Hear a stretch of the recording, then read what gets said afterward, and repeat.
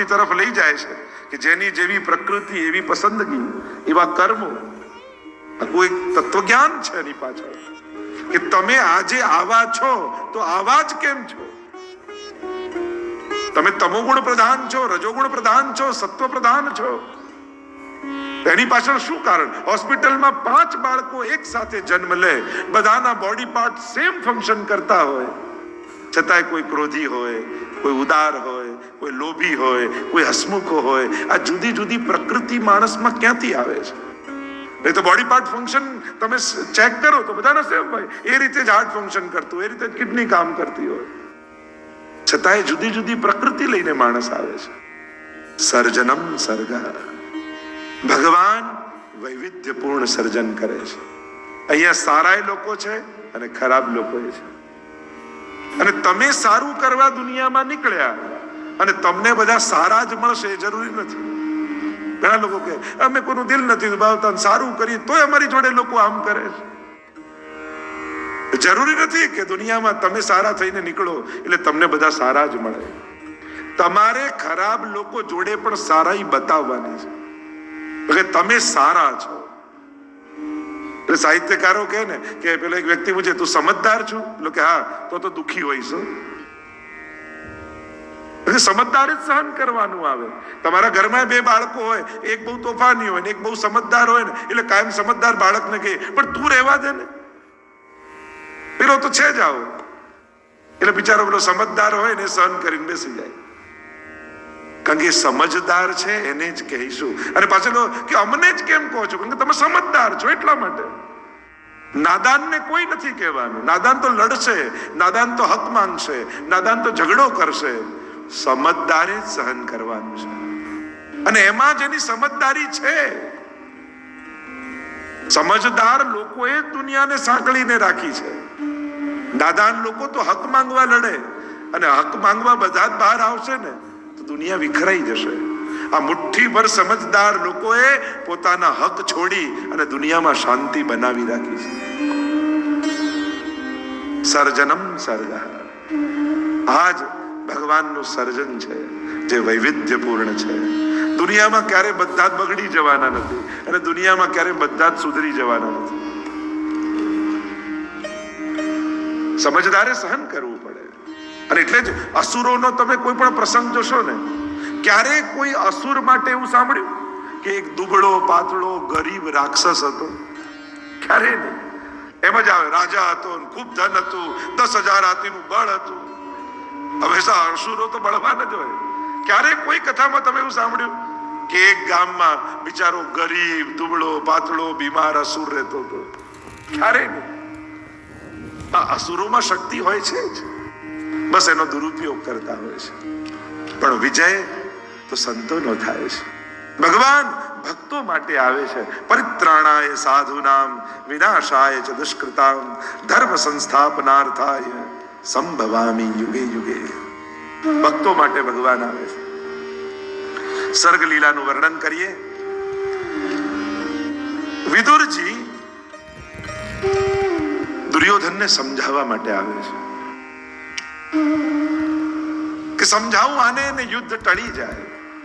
અને વિદુરજીનું અપમાન દુર્યોધને કર્યું.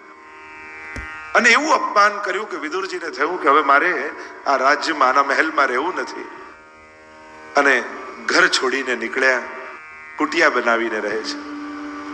અને કહેવાય છે કે જે દિવસે એના ઘરેથી વિદુરજી નીકળ્યા, માનો એ ઘરનું પુણ્ય જતું રહે. તો ઘણીવાર ઘરમાં કોઈ એક વ્યક્તિ એવો હોય કે એના ભજન, એના સત્કર્મો અને એના પુણ્યને કારણે ઘરમાં સુખ અને શાંતિ બનેલા રહેતા હોય. અને એ એક વ્યક્તિ જાય ને ત્યારે ઘર આખું વિખરાયેલું લાગે.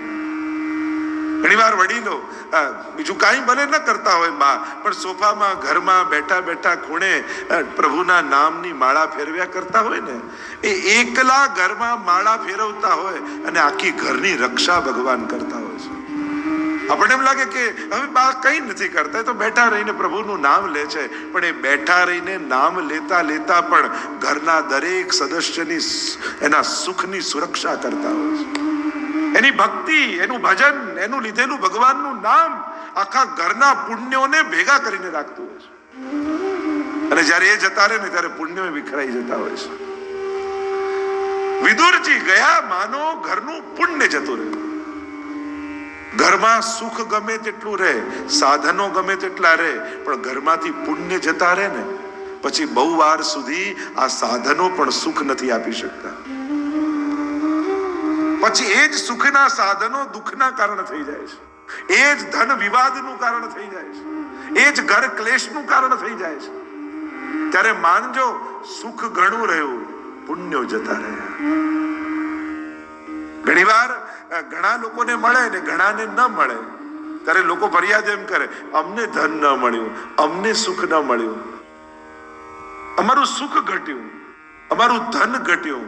ત્યારે એમ ન વિચારતા કે ધન ઘટ્યું, વિચારજો એમ અમારું પુણ્ય ઓછું પડ્યું. નહીં તો અમને મળત જ. અને ઘણા લોકો બધા સુખ સાધન હોવા છતાં રહી જાય, છતાંય આનંદ ન પામી શકે, ક્લેશ જ બન્યો રહે. ત્યારે માનવું જોઈએ કે પુણ્ય ઓછા પડે છે.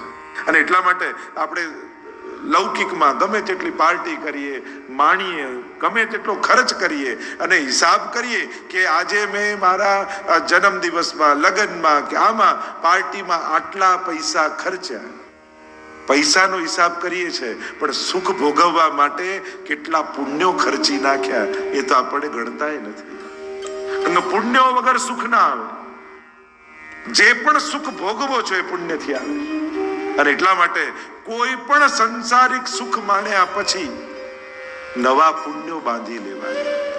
તમારા સુખનો વિરામ સત્કર્મથી કરવો, જેથી સુખમાં ખર્ચાયેલા પુણ્યો પાછા આવી જાય. કોઈ પણ લૌકિક પ્રસંગ તમારો આવે ને, એ જન્મદિવસ આવે, લગ્ન આવે, યા કોઈ પણ પ્રકારનો સુખ તમારા સાંસારિક કાર્યોની ઉજાણીમાં તમે માણો, પણ એનો વિરામ કોઈ સત્કર્મથી કરજો. કે ચલો આપણે આટલું સરસ કર્યું ને, છેલ્લે ગરીબોને જમાડી દઈએ. ચલો આપણે આટલું કર્યું ને, લાવ ઠાકોરજીનો મનોરથ કરી દઈએ, વૈષ્ણવને પ્રસાદ લેવડાવી દઈએ. જો સુખનો વિરામ સત્કર્મથી થશે ને તો ખર્ચાયેલા સુખ પાછા જમા થઈ જશે. પાછા નવા પ્રસંગો ઘરમાં આવશે, પાછું સુખ અને શાંતિ ઘરમાં વ્યાપી જશે. અને એટલા માટે સુખ ભોગવવાનો પ્રારંભ પ્રભુના મનોરથથી અને વિરામ સત્કર્મથી. આ બે હંમેશા બનાવી રાખજો. જ્યારે કોઈ પણ લૌકિક કાર્ય તમે સુખ માણતા હો, બે વસ્તુ યાદ રાખજો. એની શરૂઆત ભગવાનને યાદ કરીને કરજો, એનો અંત કોઈને કોઈ દુખીને સુખ આપીને કરજો. તો તમારા જીવનમાંથી ક્યારે પણ સુખ જશે નહીં. આ તમને મેં મંત્ર આપી દીધો. કેટલા પ્રમાણમાં કરવું એની વાત નથી, કરવાનું મહત્વ છે. પ્રભુને યાદ કરવાનું મહત્વ છે. જન્મદિવસ આવ્યો, એની પાર્ટી રાખી છે, એનો કોઈ વાંધો નથી, ખૂબ મજા કરો, પણ સવારે મારા ઠાકોરજીના પલ્લા હું પહેલા કરું, મારા ઠાકોરજીનો નંદ મહોત્સવ હું કરું.